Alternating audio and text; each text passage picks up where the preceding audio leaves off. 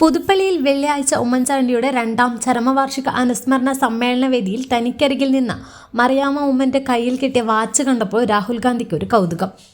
വാച്ചിന്റെ ഡയലിൽ തെളിമയോടെ രാജീവ് ഗാന്ധിയുടെ ചിത്രം കണ്ടതും രാഹുലിന്റെ മുഖത്ത് പറഞ്ഞറിയിക്കാൻ പറ്റാത്ത ഒരു വികാരം.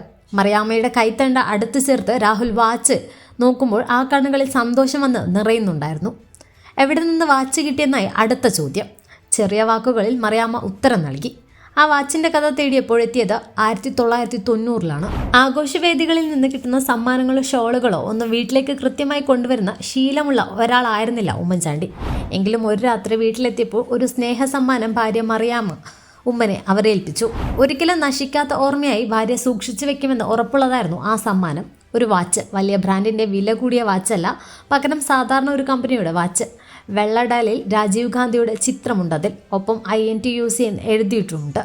35 വർഷം മുൻപ് ആ വാച്ച് മറ്റാർക്കും നൽകാതെ തൻ്റെ ഹൃദയത്തോട് ചേർന്നവൾക്ക് സമ്മാനിക്കുമ്പോൾ ഉമ്മൻചാണ്ടിക്ക് അറിയുമായിരുന്നിരിക്കണം രാജീവ്ജിയുടെ ചിത്രമുള്ള വാച്ച് മറിയാമ്മ ഒരിക്കലും നഷ്ടമാക്കില്ല എന്ന്. അത് കുടുംബത്തിലെന്നും ഉണ്ടാകുമെന്നും കേടാതെ രാജീവ്ജിയുടെ ഓർമ്മകളെന്നും ആ ചിന്ത തെറ്റിയില്ല.